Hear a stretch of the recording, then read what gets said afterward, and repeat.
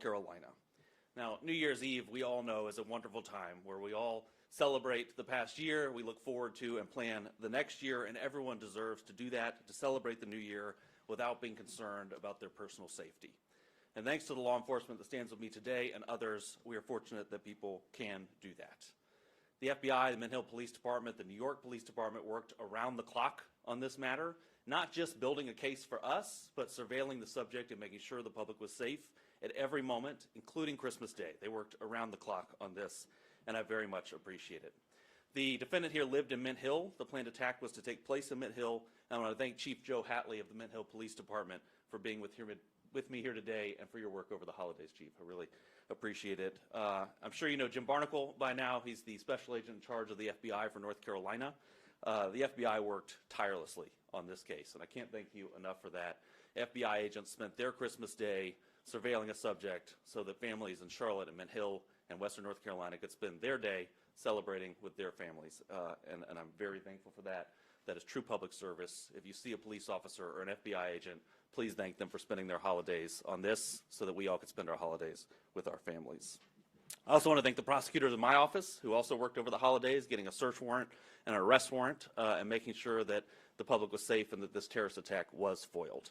The defendant here is an 18-year-old named Christian Sturdivant. He has been planning this attack for about a year, but he's been planning an attack for far longer than that. He was planning this attack in support of ISIS, and we have charged him with attempting to provide material support to a foreign terrorist organization, that organization being, of course, ISIS.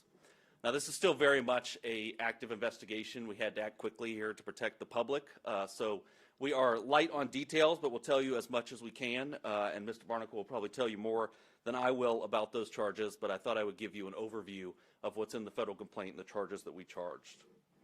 So Mr. Sturdivant started on the internet. He started reading ISIS material, started going to ISIS websites, making TikTok videos, and eventually reached out to what he thought was a member of ISIS. In reality, was an undercover agent with NYPD in New York. He pledged his allegiance to ISIS with that undercover agent, and he disclosed his plans to, quote, do jihad soon. He then met a second undercover with the FBI, who he also thought was an ISIS participant, and he started to be very specific with his plans. He talked with that undercover agent, again, who he thought was ISIS. He talked about where he was planning to do this attack, which was at a grocery store and a fast food restaurant in Mint Hill, places that we go every day and don't think that we may be harmed. He talked about what means he would use to kill innocent people.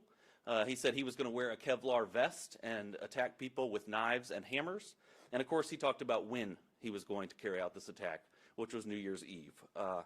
A time when American life is on full display, right? We're all out there in crowds celebrating all that has happened this year, all that is to come, that we are so proud of. And that is when he planned his attack to attack that American way of life. The FBI executed a search warrant at his home, and they found the instrumentalities of the attack. They found hammers and knives hidden under his bed. They found notes where he planned his attack and detailed his attack and plans for how he was going to carry out this attack. It was a very well-planned, thoughtful attack that he had planned and that was fortunately foiled here. He was preparing for jihad, and innocent people were going to die. And we're very, very fortunate they did not. But the fact that along the way, in this extensive planning of this attack, he encountered not one, but two undercover officers should make the public feel very, very good and very safe. Because law enforcement is out there every day, and we know they have a lot to do. But they have people out there making sure that as people plan these terrorist attacks, they have stops so they find it. And they did find it here.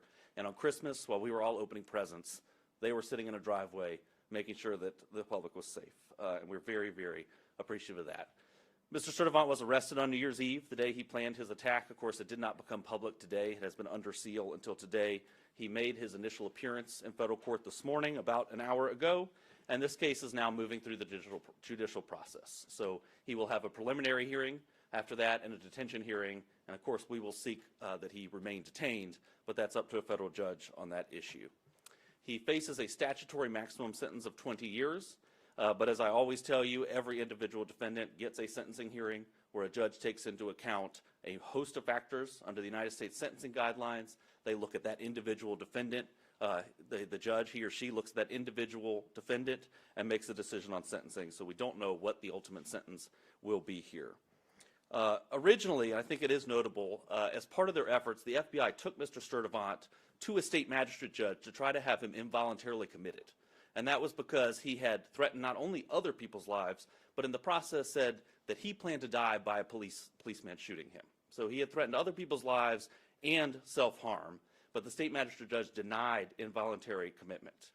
Fortunately, the FBI did not give up then and continued to build a federal case and get the evidence they needed to charge him and detain him and keep everyone safe on New Year's Eve. And I'm very, very thankful for that, because countless lives were saved here. On New Year's Eve, everyone is at the grocery store. We're all buying the things we need to celebrate, and we could have had a significant, significant loss of life and significant injury here. So we will be here at the federal level dedicated to making sure the public is safe, like we were in this case.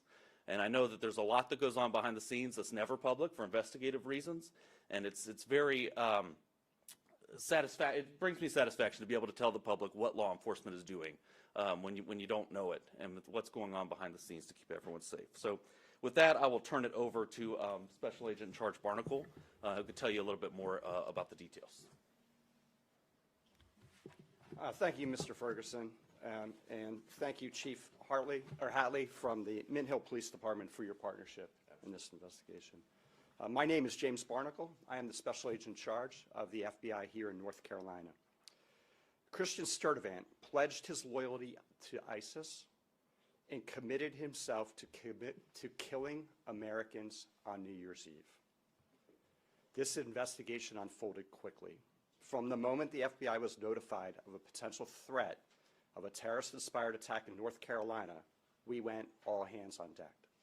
We assessed the credibility of the threat. The investigation lasted about 2 weeks, included numerous investigative techniques, partnerships with law enforcement agencies, and cooperation from the American public. This Christmas, the FBI and our partners worked to protect the American people. We did not let up until Sturdivant was safely in handcuffs. FBI special agents arrested him on December 31st as he was being released from a local medical facility. On Monday night, as Russ just said, the FBI's evidence response team conducted a search, an authorized search, at his home and on his cellular phone. What we found was a manifesto, which the federal complaint alleges contained detailed plans to execute a massacre on New Year's Eve as people shop, for the holidays. Without the swift action of the FBI Joint Terrorism Task Force, New York City Police Department, the Mint Hill Police Department, and our partners at the United States Attorney's Office for the Western District of North Carolina, we could be announcing a national tragedy. Instead, a terrorist attack was thwarted. Give a little background on Sturdivant. He's a U.S. citizen. He turned 18 in December of 2025. The JTTF collected evidence showing he turned his back on his country and his fellow citizens by pledging allegiance to ISIS with the intent of becoming a martyr. We allege Sturdivant was willing to sacrifice himself by committing a terrorist attack using knives and a hammer to support the murder, torture, and extreme violence that ISIS represents. We didn't just learn about him a few weeks ago. Sturdivant first came to the FBI's radar in January of 2022 when he was still a juvenile. He was in contact via social media with an unidentified ISIS member overseas. Sturdivant received direction from this unidentified ISIS member to dress in all black, knock on people's doors, and attack them with a hammer. In fact, Sturdivant did dress in all black. He left his house with a hammer, and fortunately, his family stepped in. Sturdivant, no charges were filed at that time.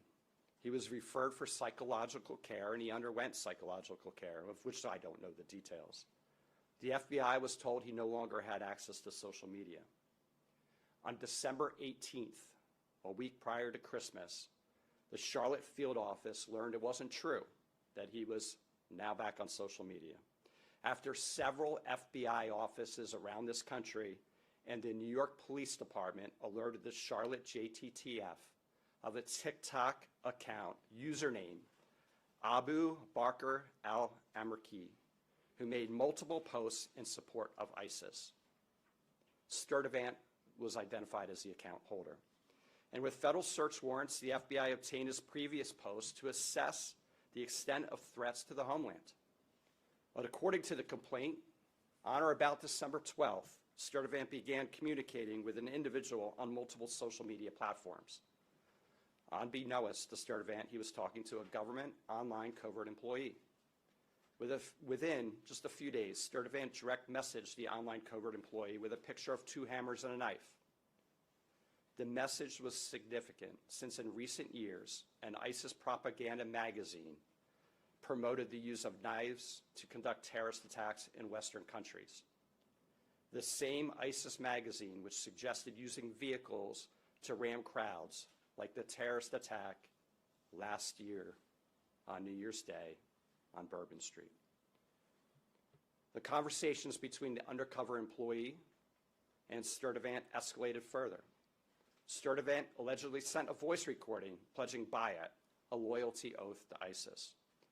And on December 20th, the direct messaging allegedly showed Sturdivant asking for help getting firearms, specifically weapons, guns, to carry out the terrorist attack at a food market here in Charlotte area. Thankfully, that did not occur. This investigation was conducted by several FBI field offices, the FBI Joint Terrorism Task Force, which includes the following members: the Charlotte Mecklenburg Police Department, the Matthews Police Department, the Monroe Police Department, the Bureau of Alcohol, Tobacco, Firearms, and Explosives, the United States Customs and Border Protection, the Federal Air Marshal Service, Homeland Security Investigations, Internal Revenue Service, IRS-CI, the United States Postal Inspection Service, U.S. Citizenship and Immigration Services. Also, the NYPD, the FBI New York JTTF, the FBI Columbia Division, and the Mint Hill Police Department were instrumental in thwarting this attack. And of course, alongside our partners at the U.S. Attorney's Office in the Western District of North Carolina, and the Department of Justice. This investigation highlights the very real threat posed by people who self-radicalize online and are inspired by jihadist ideologies espoused by foreign terrorist organizations. They seek to attack soft targets with easily accessible weapons and with little to no warning.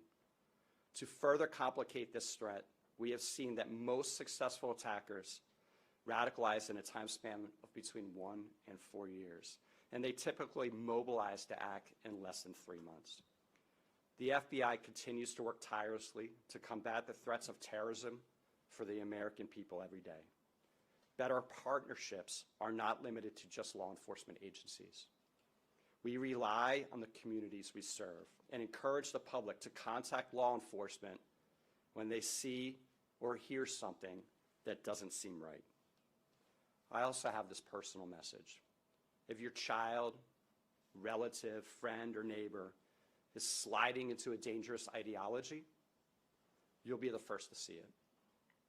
And together we can stop it. The threats we face are bigger than any one law enforcement or intelligence agency, requiring everyone who hears this message to work together to keep people safe. I want to thank our members of the Joint Terrorism Task Force that's here today for their diligent effort. We spoke, I can't tell you the number of hours, and this is not an attaboy to the FBI or our partners.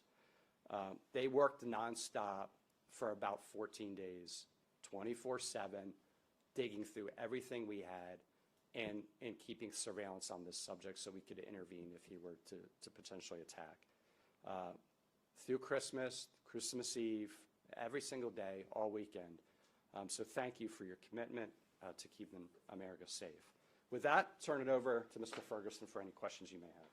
Well, thank you, and let me reiterate my thanks to the Joint Terrorism Task Force, to the Mint Hill Police Department, and of course to the prosecutors in my office who worked on this. So, Jennifer, yeah. Thank you for respecting you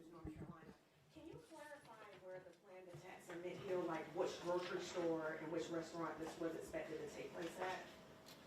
I don't believe it's public yet, which grocery store and which fast food restaurant. I can tell you they were in Mint Hill. And as the investigation moves forward, I'm sure that will become public, but it's not at this point. It's on still under investigation. One more follow-up question. Sure, of course. Make sure I understood that correctly. Did you say that the arrest took place after he received medical attention? Did I hear that correctly? No. So the FBI went to a state magistrate judge to try to get him involuntarily committed for medical attention, and it was denied by the state magistrate. Thank you. Whether he got medical attention after that, I don't know. Yes. Hi, John Marusak from Charlotte Observer. I was wondering, why did the judge, magistrate, deny that? And we were not involved in the state court hearing. Obviously, we deal in federal court here. From what I understand, it was a very short hearing, and I don't know of any reason he And did. when was it? That was Monday night, Late Monday night. In Mint Hill or Mecklenburg County, here in Charlotte, or? Mecklenburg County. Correct. Thank you. Hunter. Yeah. Hunter with Channel 9. Following up on that, Burger King is listed in the actual document with a grocery store nearby. The only grocery store nearby is Harris Teeter. Is that confirming it? So the subject worked at Burger King. Okay. There, I believe, are a number of grocery stores within the vicinity, Okay. and we're not quite there on the exact plan of his attack, but you're on the right path. Okay, and was this a lone wolf attack, or was there any connection to any other plots that have been foiled across the country here recently? Yeah, that's a great question, and this subject was working alone, we believe, at this stage of the investigation, but what's interesting about that is he didn't think he was working alone. He had contacted two different members that he thought were ISIS and working with him, obtaining firearms for him. They happened to be undercover agents, so he was working alone, but it wasn't his intention to work alone. So, yeah, Katie. Russ Katie with WBTV. You mentioned the grandfather had tried to prevent an attack before. Were they aware of his recent posts on social media? Did they know anything about his recent planned attacks at all from your investigation? I don't have any indication the grandparents were aware of the social media posts. What we do know is that the grandfather secured the knives in the home, secured the hammers, tried to make sure that Mr. Sturdivant did not have them, and yet when we executed the search warrant, they were found under his bed. Thank you. Jen. Jen Cardone from Queen City News. Just wondering if the grandparents are going to be facing anything or if they're cooperating with you on this. Obviously, they knew something was up, but did they do enough to be okay? That's a great question. The grandparents have been interviewed, and our investigation's ongoing, and we'll see where it goes. But right now, and especially in the very urgent part of this, we've been focused on Mr. Sturdivant. Hunter, yeah. In here before that 2022, where he went out to try to stab neighbors and his grandfather stopped him, it said that before that he had pledged allegiance to ISIS. Is there any reason why he wasn't charged? I know he was psychologically examined, but why didn't he face any charges? Yeah, Pledging an oath. it's a great question. That was, and I'll let you weigh on this too. I'll note that he was a juvenile at that time. He was 14. And I do think we're very fortunate he was 18 now because it makes it a whole lot easier to bring charges. I think you had something to add. No, I think that covers it. Okay. Thank you. Yeah, Diane. Sorry, just following up on that too. Was that something known at the time in 2022 that he was trying to stab or kill a neighbor, or was that determined at a later investigation? No. The FBI opened an investigation into Mr. Sturdivant in January of 2022.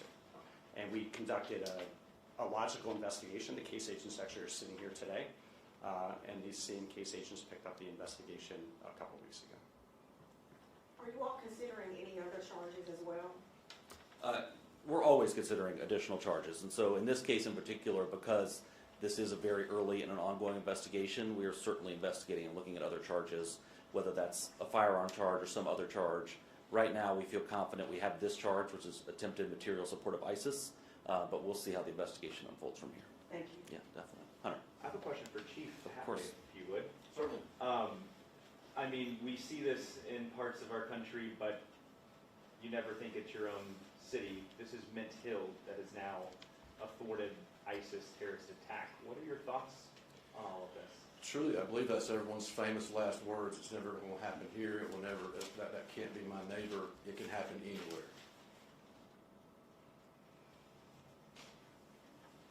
Yeah, Diane. I know that he spoke with two undercover actually ever have any interactions, do we know of, with actual members of ISIS or terrorists or anything like that?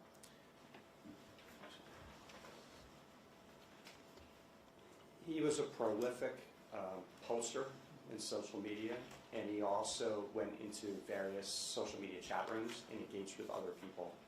We are leaving no stone unturned here. Our investigation is not over at all. We are looking to find out if there are any associates, if there are any friends, if there are any people he were working with, whether it's domestically here in the United States or overseas. We have ruled out additional threats from him in the United States. We are communicating with domestic and international partners for potential other avenues of investigation. Russ, Katie again, we just saw that thwarted attack in Seattle as well. Should we be concerned about this becoming a persistent problem in the Western District of North Carolina? I sure hope not. I mean, I think that we should feel comfort that the FBI was there and that this defendant not only encountered one undercover agent, but encountered two, one with NYPD and one with the FBI, which I think shows you what's going on behind the scenes to protect the public. Of course, everyone should be vigilant. We all know the adage, if you see something, say something, which seems kind of ridiculous at this point, but it remains true. It's little things that sometimes bring these things to the attention of law enforcement, so I hope people will do that. And like Mr. Barnacle said, in situations like this, it's really family. It's family, and monitoring, especially your children's online presence, where this defendant was on TikTok, in chat rooms, communicating with people. So remain vigilant, but I think go to sleep feeling safe at night because law enforcement is there doing their job. And just one more follow-up question. Historically, we have seen this targeting New Year's Eve events like we saw on Bourbon Street. We just finished the Truist Field celebrations. Do we know why he was targeting the grocery store chain at all, or is that not public yet? We don't know why. I could tell you from my view, New Year's Eve is where the American way of life is on full display. We're celebrating how wonderful it is to be here and all that this country has given us. And I think for terrorists, that is a ripe opportunity to attack that way of life. Yeah, we do have some intelligence that he was looking at a grocery store because there would be a lot of people there. He knew there would be a lot of people there grocery shopping, which is why we said that in our remarks. He was looking for a high-profile place. There's a couple grocery stores in Mint Hill. He wasn't set on just one. He was looking at multiple, whichever one had the most people in it. Yeah. Dan King with NBC.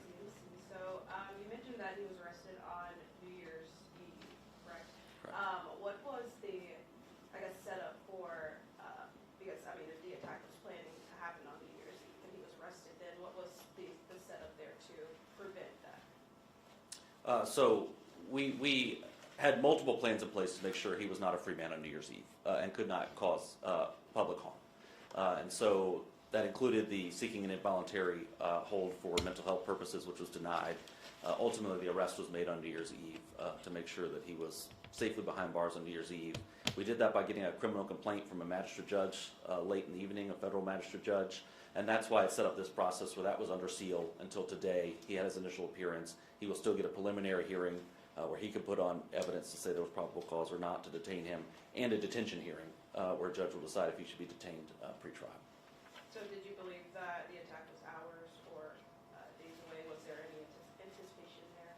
So we were concerned the attack could happen at any time, and I can tell you the FBI had 24/7 surveillance on this subject, all hours of night, Christmas Day, Christmas Eve, time away from their families to make sure that the public was safe, and they were authorized to make an arrest if they needed to. If he were, if he were to leave the house with guns or knives or hammers, they were going to make a probable cause arrest. So at no point was the public in harm's way here.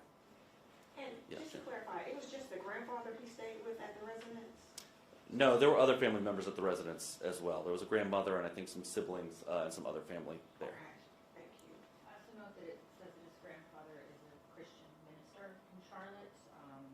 Is there any reason to believe that his family members were also in danger or anything like that? Did he targeted or threatened any of them?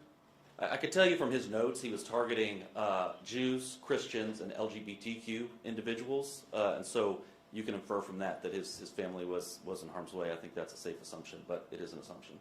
So, yeah, Hunter. Special Agent Barnacle, I know you have been investigating, your office has been investigating him since 2022, but with this recent incident here, or thwarted attack, was it that undercover NYPD officer that really blew all of this up for this latest case and put him back on y'all's radar? Yeah, so let me clarify. When we opened the case in January 2022, we conducted a logical investigation. Once he was seeking mental health services and he was no longer on social media, we closed our investigation. So he was off of our radar. In December, we had contact from FBI field offices, two different offices, well, three FBI field offices, as well as the NYPD undercover. Kind of simultaneous. I'm not sure which came in first, but certainly the NYPD undercover had the most information, the most facts. I think one of our FBI offices came in first. We got that information. We started working and we opened an investigation. But once we started talking to NYPD and the New York JTTF, we went full steam ahead. And this is a very compressed timeline. I want to say the FBI Washington field office reached out to us at night, and then the following morning we had that call with NYPD. Can you just speak to what you can, how difficult this is to pull this off and thwart an attack like this?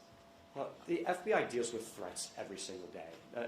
Here in North Carolina, we get hundreds of viable or credible threats to life. And so our agents are really good at mitigating those threats, figuring out if they're credible and if the subject is capable of carrying out that threat. And so we go out and we do an investigation, a logical investigation. We often work with local police departments, and we go out and interview the person that posted different things. This one was different because this one was not only credible, but investigation revealed that the subject was capable of executing this attack. He was training, he was doing push-ups, calisthenics, fitness. He had stolen both of those knives. He hid them in his residence. His family had actively hid knives and weapons from him. He hid them. He wrote a manifest. He stole 2 hammers out of the storage shed and hid them in his house. He reached out to an undercover and requested guns. So all the different things are lining up that, when your hair stands up on the back of your neck, that's not enough to charge. We still got to conduct an investigation. We still have to work with the U.S. attorney and prosecutors, and we still have to have a federal judge agree that there's probable cause to charge. These things are hard to do, but this is what we do. Chief, I have a question for you, if you don't mind. What is your message to the people of Mint-Hill today? Again, you guys have been going through a lot within your own department, but what is your message to the community of Mint-Hill today? Very clean and simple. Without the collaborative efforts with all the federal, local agencies involved, this clearly would have happened. Rest assured that even while you're asleep, law enforcement is still proactively working to keep you safe. I can't put it any clearer than that. Any additional questions? One more question. Yeah. So he was currently working at the Burger King in Yes. that area? From your knowledge, had you heard any type of concerns from employees or anyone in that area where he worked? Were there any type of red flags there as well? Not to my knowledge. Okay. Anything else? Well, thank you all. Thank you for covering this, and Happy New Year. Thank you.